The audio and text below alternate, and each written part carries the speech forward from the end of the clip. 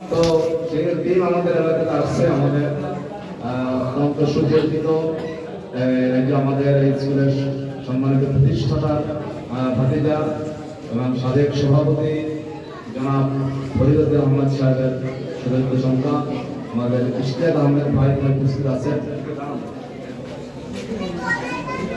আসসালামু আলাইকুম ওয়া রাহমাতুল্লাহি ওয়া বারাকাতুহু। আহমদুল্লাহ ভাইদের সাথে দোয়া করবেন।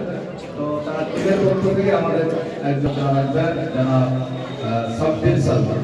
এ পর্যায়ে আমাদের সঙ্গে সংক্ষিপ্ত কথা বলবেন জনাব সাব্বির সালমান।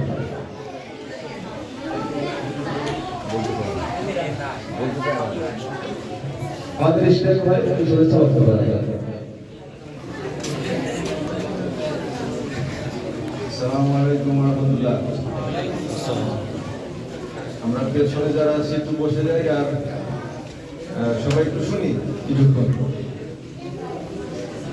এখানে তো অনেক উপস্থিতি আছে, অনেক আমাদের থেকে অনেক মুরব্বী আছে, আবার কিছু ইয়াং জেনারেশন অনেক দেখতে পাচ্ছি পিছনে।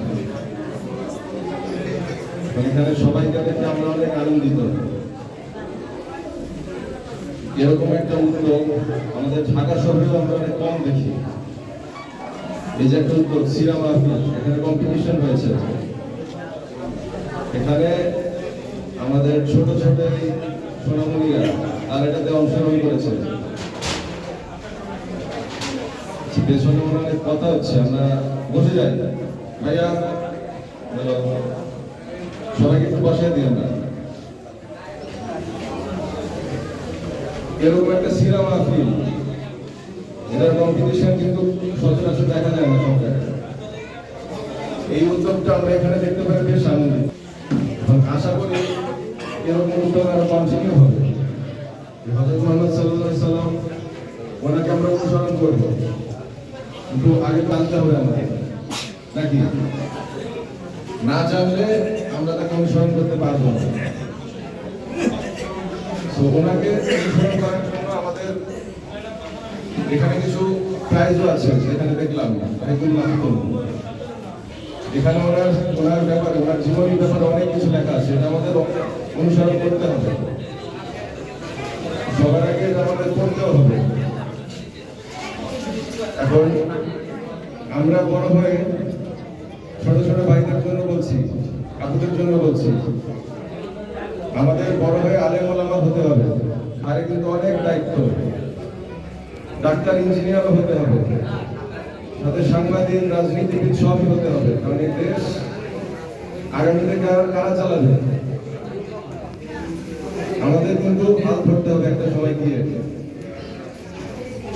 কিন্তু আমরা যদি আমাদের নবী হযরত মুহাম্মদ সাল্লাল্লাহু আলাইহি ওয়াসাল্লাম ওনার ব্যাপারে যদি না জানি, আমরা কি হিসেবে আমাদের দেশটা চালাবো, কিভাবে চালাবো, কাদের শিক্ষা আমরা নিয়ে চালাবো, এটা খুবই জরুরি যে আমরা ওনাকে অনুসরণ করি। আরেকটা বিষয় হচ্ছে, এটা আমাদের হাদিসে এসেছে যে কোরআন আর সুন্নাহ, এটা যদি আমরা ধরে রাখি, আঁকড়ে ধরে রাখি, তাহলে আমরা পথ হারাবো না। এখন কিন্তু অনেক ধরনের মতবাদ, দেশীয় বিদেশি, ইভেন আমাদের ধর্মের মধ্যে অনেক ধরনের মতবাদ ঢুকে যাচ্ছে। আমাদের ঠিকটা জানতে হবে, কোরআন সুন্নাহ অনুযায়ী আমাদের চলতে হবে। পড়াশোনা করার যদি অভ্যাস না থাকে আমাদের, তাদের জন্য বলছি ভাই, আমার প্রিয় কিছু ভাইরা আছে এখানে, বাইরে নবীন বশির, আরো এই ভাইরা আছে, তারা এটার সাথে জড়িত। তাদেরকেও আমি আহ্বান করবো, সবার সাথে যেন আমরা কাজ করি, নিজেরাও যদি পড়াশোনাগুলো করি। তাছাড়া আমাদের দেশ কিন্তু ভবিষ্যৎ অন্ধকার। এখান থেকে তোমরা অনেক জায়গায় যাবা, দেশে বিদেশে হোক, অনেক বড় বড় জায়গায় যাবা। এই পড়াশোনাগুলো আমাদের না থাকলে আমরা হারাই যাব। এদিকে আমি বলতে চাই যে আমরা যেন পড়াশোনার মধ্যে থাকি আর আমাদের নবী হযরত মুহাম্মদ সাল্লাল্লাহু আলাইহি ওয়াসাল্লামকে অনুসরণ করতে পারি। সেখানে এসে খুব ভালো লাগলো আমাদের। আশা করি এরকম আরো অনেক উদ্যোগ আমরা নিব, ভবিষ্যতে কয়েক মাস পর পরই নিব, আমরা আরো অংশগ্রহণ করবো ইনশাআল্লাহ। ধন্যবাদ। আসসালামু আলাইকুম। ওয়া আলাইকুম আসসালাম।